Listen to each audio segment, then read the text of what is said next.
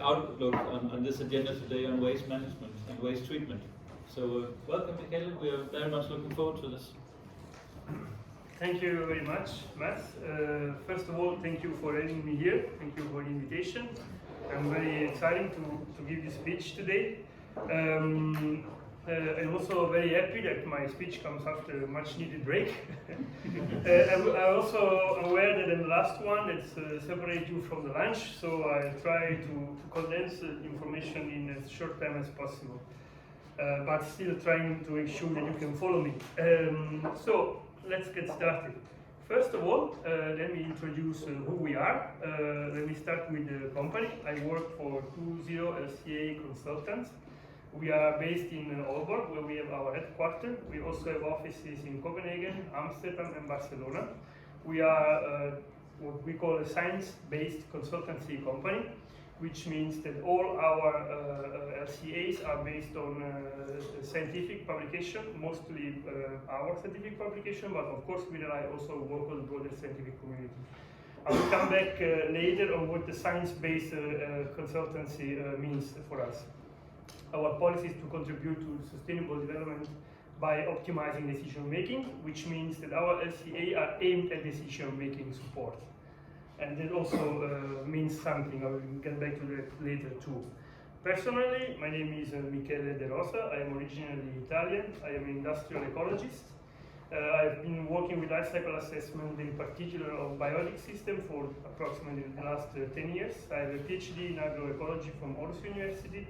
And I'm also a part-time external lecturer at Aalborg University and executive manager of Bonsai, which is an organization that 20, among others, sponsor, whose goal is to develop databases for open access databases for environmental footprinting. So what I want to talk about today is, first of all, I would like to start with the Bornholm 2032 goals and how do we reach zero waste society and what zero waste means. Then I would like to talk about the similarities between the concept of circular economy that is so often recurring and was here, and life cycle assessment, which in short are two faces of the same coin, you can say. And then I would like to end by showing how can life cycle assessment help us to quantify the effectiveness of our strategies. So how can it help us to take decisions? So let's start with the BOFA goal for 2032, no combustible residual waste. I have, when I was preparing my presentation, I went on the website and I tried to read a bit, and I found this is a copy-paste of the strategy, and then I tried to read through and screen what are the keywords here. And I came up with this. So basically I tried to cluster the information in three, and the good news is that they do try to follow, they are inspired by the waste hierarchy. So of course most of it deals with preventing the waste, and that means also to train and educate and people and build know-how, and of course look for new technologies and new solutions. And then after that there is a focus on recycling everything as much as possible, or turning the materials into something else when we cannot do anything of the previous one. But honestly, what really caught my attention is one of the last words, which is research.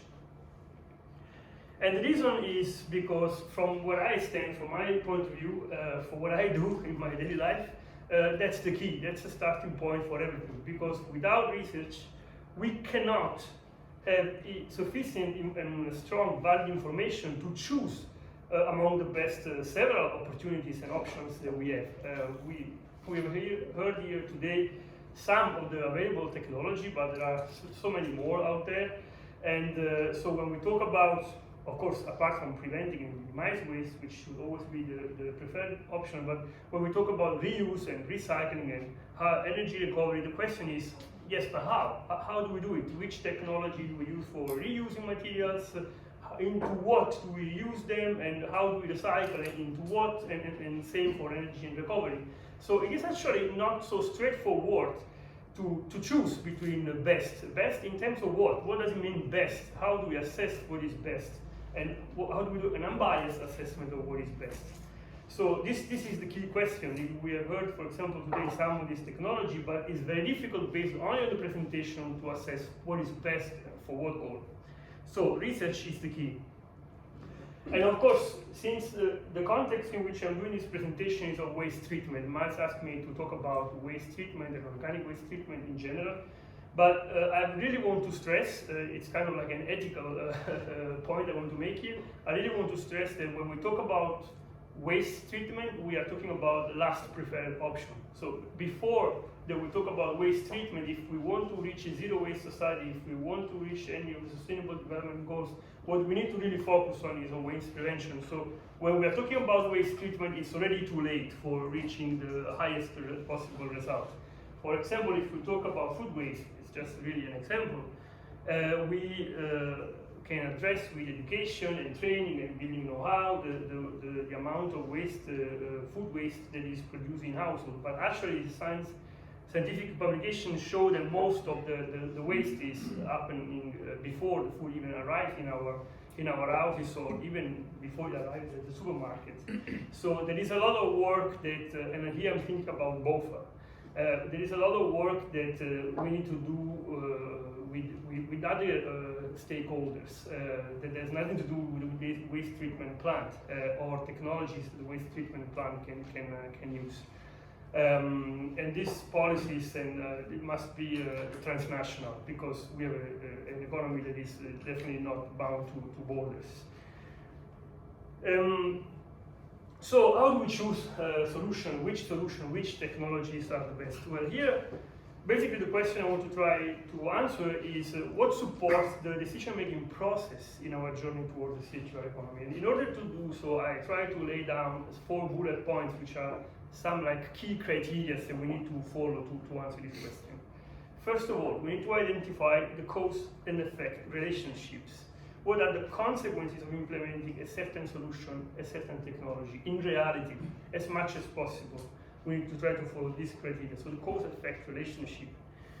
Second, we need to take into account that these cause and effect relationships, they are not independent from the circumstances in which what we are trying to measure occur.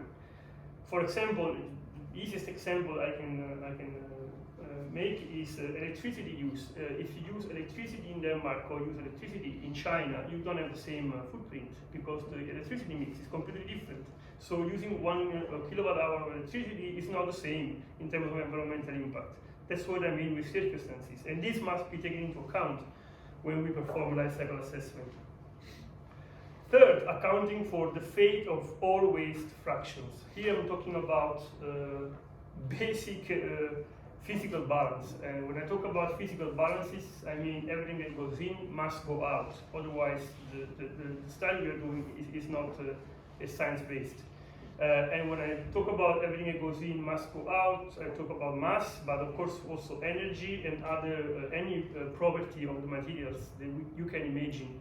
Everything must be balanced, otherwise the study is not reliable. And all these things maybe sound obvious, but believe me, 95% of real estate studies do not do these things in this way. And last but not least, we need to avoid burden shifting. That's probably something we have already heard in many times. What that means: burden, environmental burden shifting, or maybe also social, if we're doing a social life cycle assessment, which is also something we do, means not to move the impact from one location to another, like for example from developed to developing countries, but also it means to other impacts. So we, for example, focus a lot on reducing the CO2 emissions or global warming, but then maybe we increase the respiratory inorganic emissions, just to give an example. So we need to make sure that overall we are obtaining a benefit, not just in terms of one impact category. So a product life cycle perspective, basically, if we define what product life cycle means, product life cycle is a consecutive and interlinked stage of a product system, from raw material acquisition or generation from natural resources until the disposal. And this is a picture from Price Sustainability. that shows this principle, and you can see that there are some green arrows that go both directions towards the center where there is a globe, and that's because we have an exchange of flows between the technosphere or the ecosphere at each of these stages of the product life cycle. So once we understand what the product life cycle means, then we can talk about what is a life cycle assessment, and the definition I'm given in the ISO standard. A life cycle assessment is basically a compilation and evaluation of the inputs and outputs, and therefore the potential environmental impact of a product system through this entire life cycle. And there are 4 main stages in a life cycle assessment: the definition of goal scope, of course, but what takes most of the time and therefore the resources, and also what costs more in a life cycle assessment is actually the inventory analysis, collecting a detailed inventory, so data, what goes in and what goes out, that allow us then to characterize the flows and come up with an impact. So, and another important thing that is connected to the variance shifting is that an LCA is not a carbon footprint. A carbon footprint is an LCA that accounts only for one impact category, which is global warming, CO2 emissions. But when we do an LCA, we do an LCA for all the remaining impact categories. We can also provide a single score result, so a weighted impact, where all these impacts are weighted into one. Usually we provide a monetarized result that basically express the impact in terms of how much it costs. But of course there are also other ways to express the single unit impact.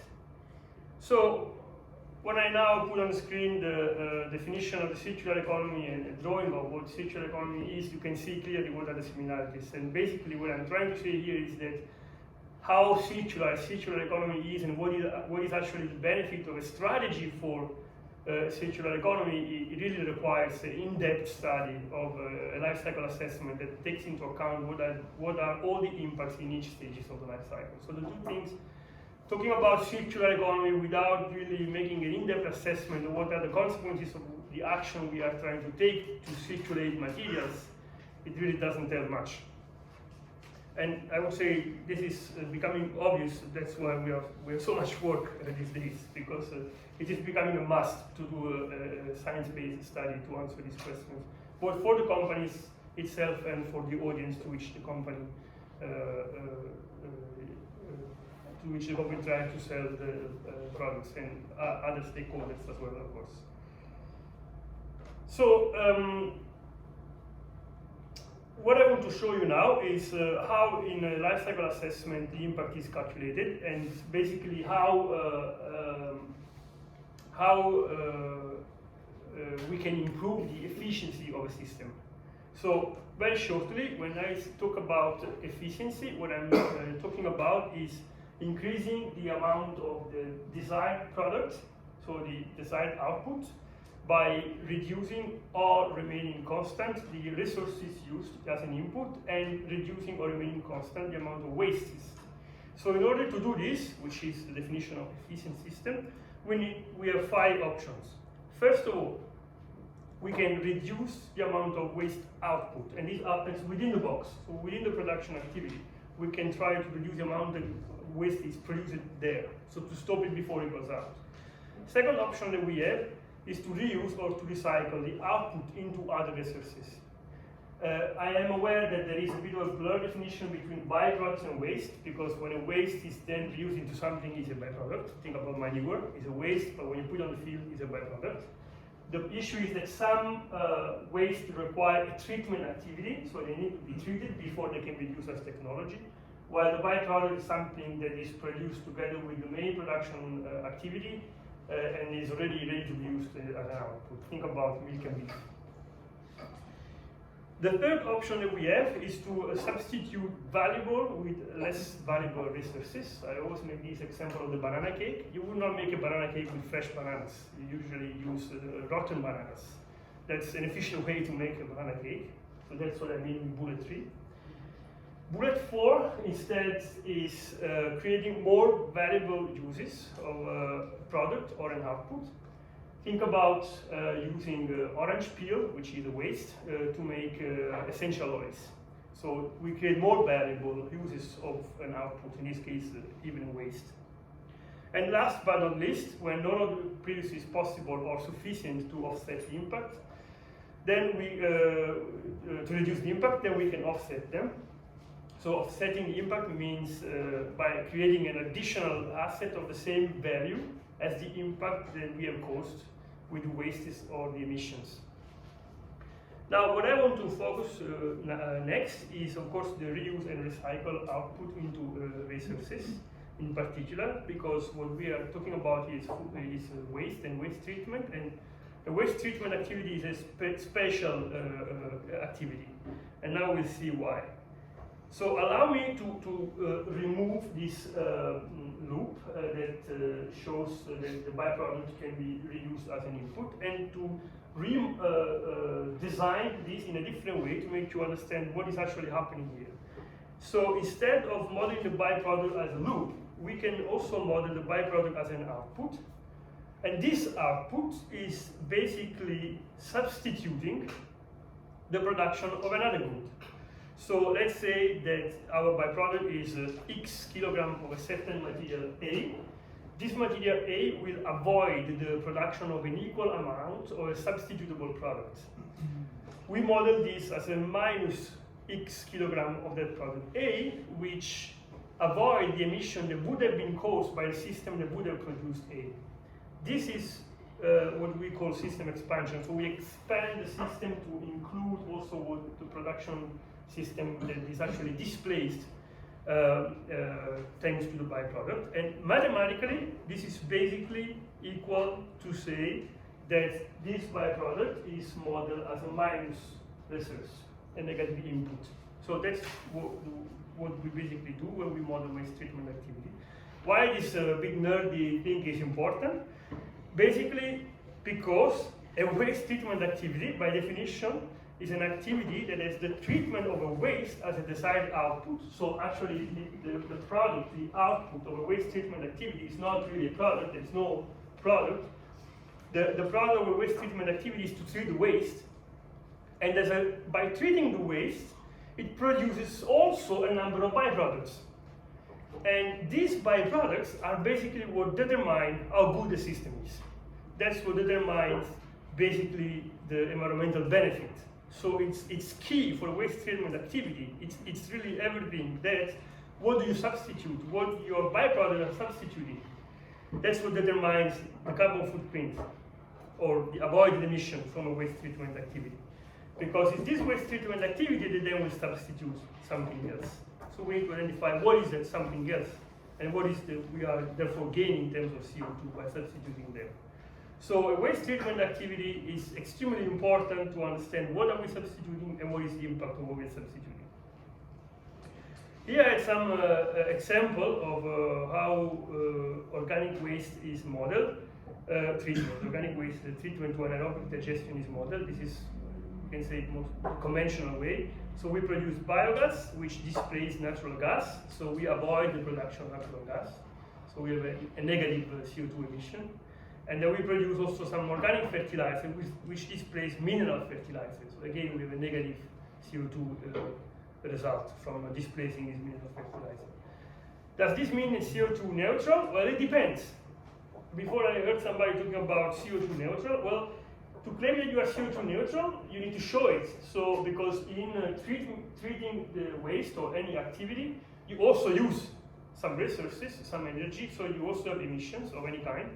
Then you are CO2 neutral, actually you are CO2 negative if the CO2 that you displace or the impact you displace are higher than the one that you cause by treating your waste or producing your good. So CO2 neutral, it doesn't really mean much to me. You can be CO2 positive or CO2 negative. And you are CO2 negative only if you account all your inputs and emission that you cause, and then you account for all the displaced emission that you cause, and then you are net negative. But neutral means that it's exactly equal, and that's almost impossible. So I don't really know what that means, but I would like to see a study that shows why you are CO2 neutral or negative, and how this study was made. And this is not to be picky, because I mean, it's not me who want to be picky, but there are a lot of people out there that are now interested in seeing what actually are your performances as a company. There are stakeholders, governments, regulations are changing, investors. So even banks often push customers towards us because they need to have a sound study of what actually is the consequences of what they're doing. Similarly, go a bit quicker on this, municipal solid waste treatment, as currently we know it, typically produce electricity. We have seen actually one yesterday, some of us were at the Bornholm plant. So we displaced the alternative source of electricity, which is, of course, the environmental gain from this is much better if the electricity is produced with coal. In Denmark, for example, it's not extremely high environmental benefit because the energy mix in Denmark is very pretty green. Then we produce some heat, everybody knows that. We displace it produced in an alternative way, for example, with fossil or gas. We have also some byproduct of sand and gravel, and then we have some steel we saw in these containers yesterday outside of Bofa, which require some further treatment before they can then displace virgin steel. Now, beyond the current existing technologies, Jens from Bofa today is not here, but yesterday was talking about we want to look in something new. So what is new available out there? How can we do what we are already doing better? They are going to close the waste treatment plant, so the incineration plant, so they want to know what is next. And well, at the moment, beyond incineration, I would say the most promising technologies are pyrolysis and gasification. We heard something about pyrolysis already before, and we already had a feeling that is very promising because of what it displays, as I explained before.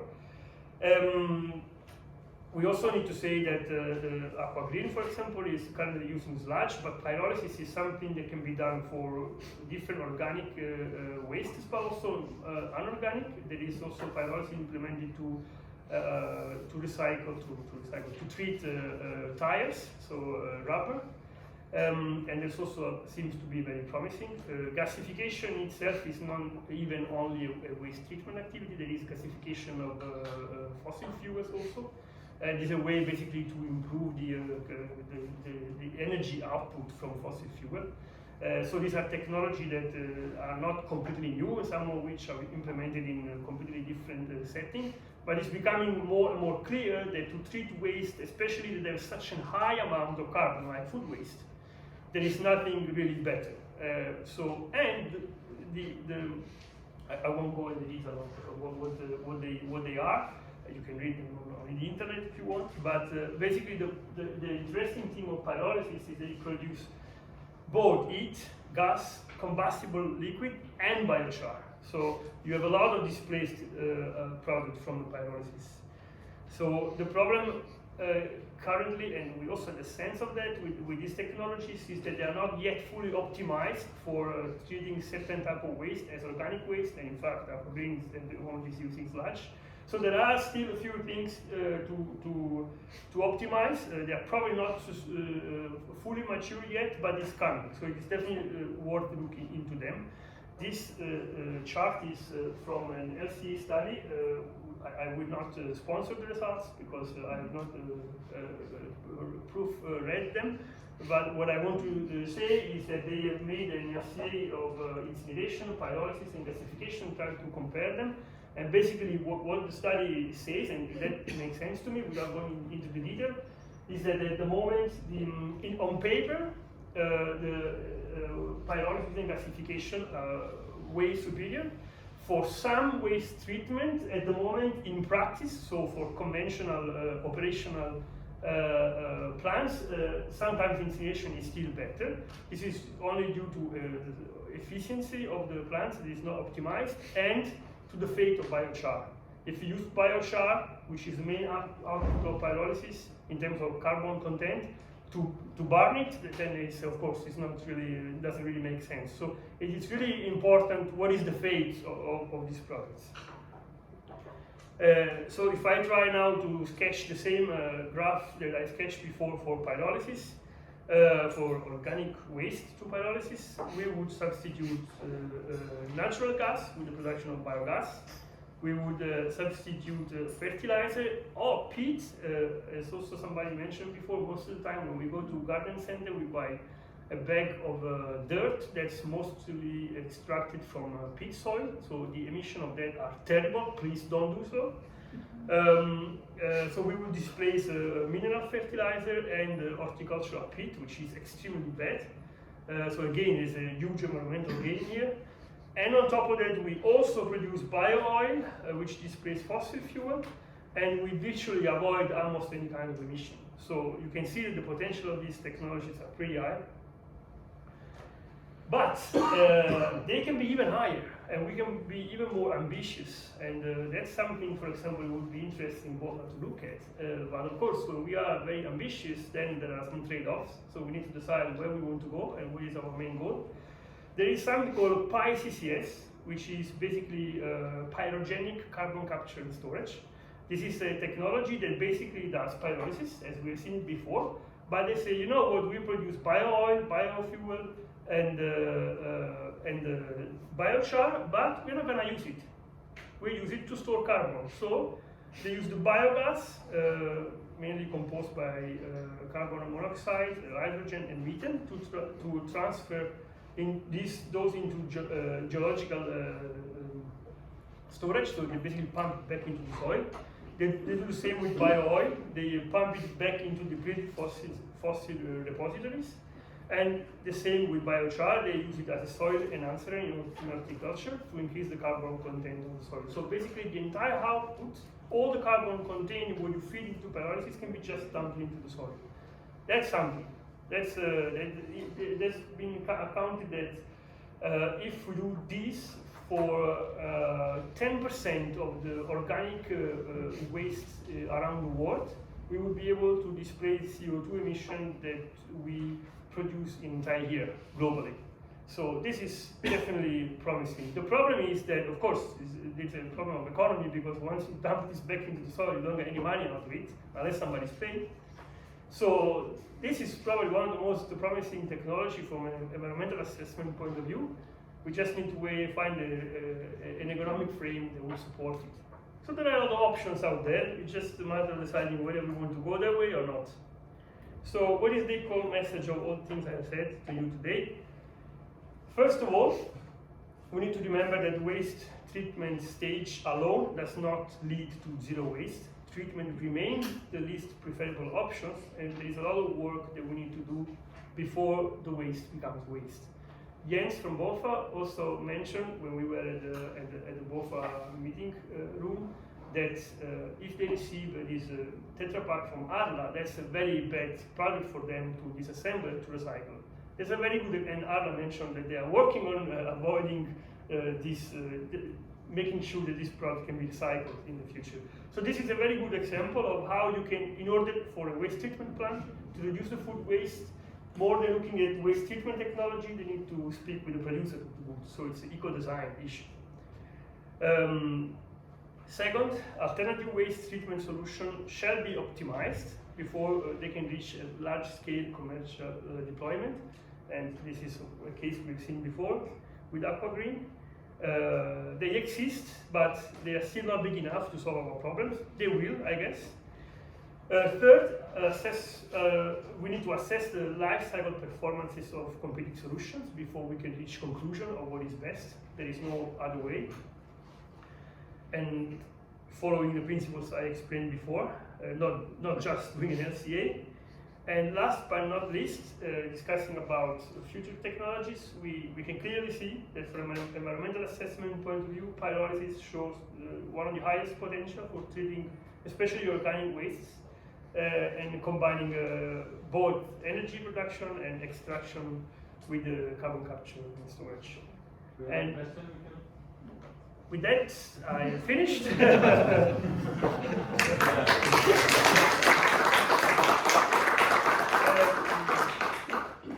Yes. Yeah, thank you for a great presentation. I would like to ask, where does biorefinery stand against the two waste treatment options that you mentioned, pyrolysis, acidification? Where they stand in? Like in performance, environmental performance perspective, because there are many byproducts that can be produced. Yes. Which biorefinery are you? no one specific, not Yeah. specific, but you didn't mention biorefinery. Yeah, I mean, as I said, it really depends. In general, from an academic point of view, my answer to any question, the only serious answer to a question from a scientific point of view is one word, and it depends. It really depends. What are we comparing it with? What is the source of the feedstock? What are the outputs? How are they used? So it really depends. There is a lot of debates on producing oil and bio-oil from organic material, and it originally looked like a great solution. Then somebody thought about land use change and the fact that this material needs land to grow on, and the pressure of land is really extremely high. So indirectly we are pushing deforestation, and now we ended up with a cap on biofuel. So it is really, it really depends. But in general, biofuel is better if it doesn't come from waste. Yes. Yes. No, sorry. Could you elaborate about, I mean, you're always in a dilemma with a life cycle assessment when you have new technologies, because you have new data. And I mean, it's you can say, okay, from the theoretical point of view, that makes sense, the scale. But how do you handle this with no data from new technologies? Well, the data issue is definitely the biggest in LCA, but if new technologies are future technologies that do not exist yet, yes, definitely it's very difficult to foresee what could be the data, but of course, prospective LCA exists and can be done. But in the case of technologies I mentioned here, there is no data issue because there are already pilots and operating plants, so we know how much they use in terms of inputs, and we know what kind of outputs they produce and how what they can substitute. So I don't really see a problem in that case. Anyway, any valid scientific study should have an uncertainty range. So where there is a sensitivity analysis and an uncertainty assessment. I'm asking because you just compared with the incineration plants, and then I thought, okay, the advantage here is really from the overall perspective. If you look at biochar, it is that you can immobilize some organic material. Yes. And that's obvious for everybody. But then when you come to the details, there's a multitude of details. And for incineration, you have looked into that for many years. For biochar, we haven't yet. And you haven't done that yet. Yes. Exactly. That's why I would love to study to work on these things. So please ask us to do this here biochar. So you've been talking a lot about waste and LCAs of waste now. As we talked about yesterday, there's a lot of different ways to do LCAs on food products. And there's not agreement in scientific, in the scientific community even, or not by governments, not in the EU, not worldwide, about how to do it. And that leaves companies and consumers quite grappling for the right solution and the right way to do it. And to do LCA, you mean? To do the right way to do an LCA on food products. Yes. And some companies could be looking at one way to do it, other companies other ways. Of course. What is beneficial for them? Yes. I know the government is trying to make this knowledge synthesized about LCAs on food and farming also. What do you think as a scientist will need to happen to get an agreement on which LCA to use? And do you even think it's possible, or will we all have these fractions on the right way to do it? Thanks for the very good question. My answer, in short answer, is no. We will always have disagreement. But it's not good. No, wait. Another answer. Let me finish the answer. It's short, but it's not just no. So the answer is no. There will always be disagreement, and that's the beauty of democracy. So thank God we can disagree. But yes, we have a solution. And our solution is that because there will be always industry standards, which are, by the way, political decisions, companies sit around the table and they try to agree, and at the end they come up with an industry standard that makes nobody happy, but everybody agrees upon. This is an industry standard. they are not science-based, they are not supposed to provide science-based tools for decision-making support. Not at all. We need to keep this in mind. What they are industry standards. They are useful, yes, but not for decision-making support. For decision-making support, we need a science-based study that tries to capture the cause-effect relationship, which is what happens in reality. Are they perfect? No. Do they capture reality 100%? No. They are models, but models are good as far as they are useful. So what we do is we provide both at no cost. If somebody asks us to do a study following PEF or the Greenhouse Gas Emission Protocol, okay, we do it with no additional cost, but we also provide a study according to our ethics standard. But with the PEF standards, as I understand it, you can't even. It's right that comparing an apple to an apple will be the same. The same way that they advise you to do it. But comparing, for example, an apple to a banana could be different protocols to do it. So, yeah, you can compare an apple and a banana. No, exactly. And not even if you can't compare it with the climate footprint, then it's really difficult to even go in a way where you could make a climate certificate or stuff like that, which is mentioned by a lot of actors. So if we can't decide on one way to do it, not only in one production line then we can't compare. Yeah.